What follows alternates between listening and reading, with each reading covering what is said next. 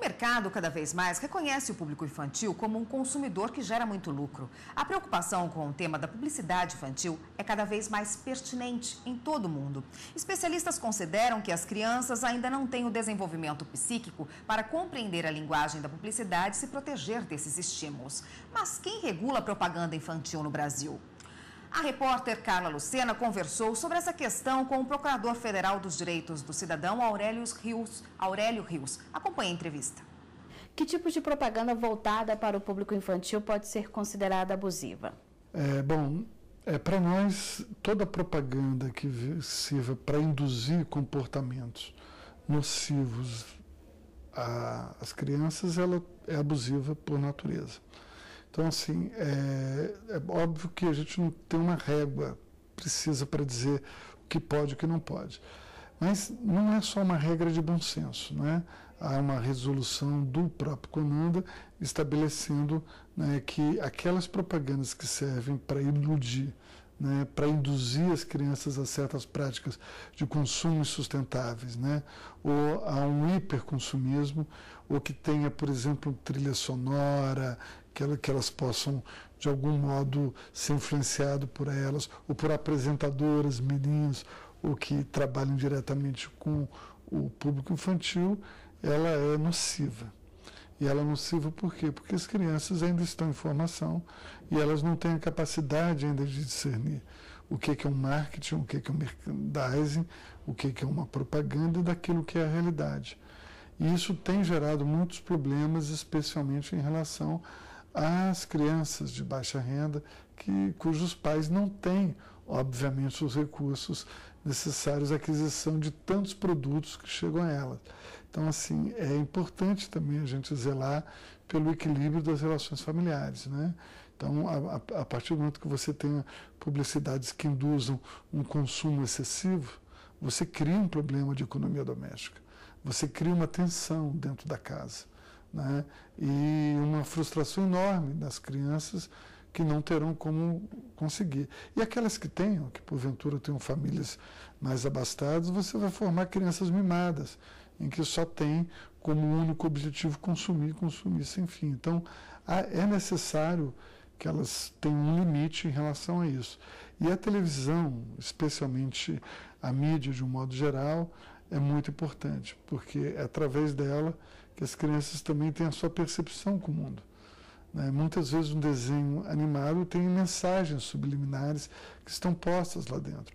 Pode ser desde um conto de fadas, ou pode ser também uma historinha infantil que tenha algum fundo de verdade, seja para induzir um comportamento de humildade, né, um comportamento das crianças de valorizar a sinceridade, seja em relação ao fato de que você, de algum modo, tenta estabelecer alguns parâmetros éticos e morais para as crianças, no sentido de que elas compreendam a necessidade da importância da alteridade, do respeito aos outros, né? E também de que nem tudo se resume a dinheiro, né? Nem tudo você pode obter. E esse é um ponto importante.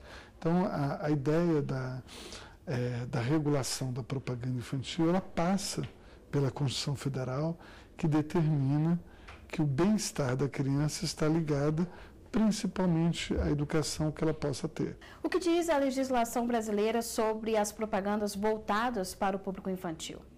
A nossa legislação diz, no que ela tem de mais importante, que é a Constituição, diz que as crianças têm que ser preservadas, as crianças têm que ser protegidas. E as crianças têm que ser protegidas e preservadas do quê? Preservadas do hiperconsumo, né, e de práticas que são nocivas, e de comportamentos que possam induzi-las, por exemplo, né, a uma obesidade, né, infantil, né, a partir de produtos que não são adequados à alimentação e que possam ser dirigidos às crianças. Nós vamos fazer agora uma pequena pausa e daqui a pouco eu volto com mais informações. Agora você continua acompanhando a entrevista que a repórter Carla Lucena fez com o Procurador Federal Aurélio Rios sobre a propaganda infantil. Estamos de volta para seguir com a entrevista. Procurador, no caso em que há uso de crianças nas imagens de produtos, como isso deve ser feito e quem deve autorizar? Isso remete a uma outra discussão também muito delicada, que é o direito à privacidade.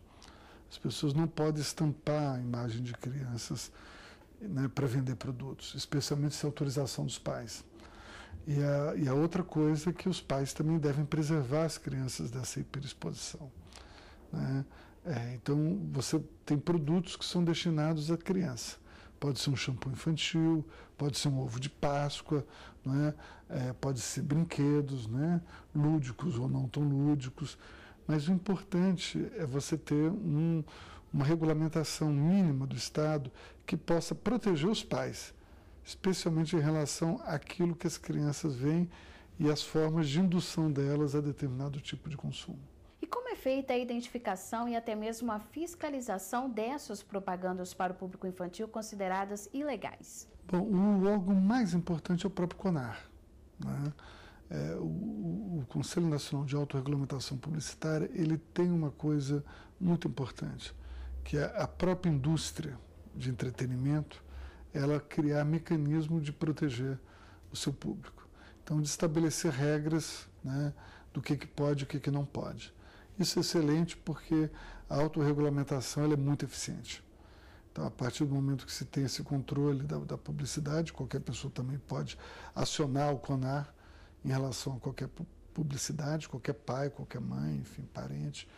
E isso faz com que a publicidade ou a propaganda possa ser retirada do ar se o seu conteúdo for considerado inapropriado. E quais são as sanções nesses casos e de quem é a responsabilidade? De quem produz essas propagandas, de quem veicula ou das duas partes? Na verdade, é uma responsabilidade compartilhada, né?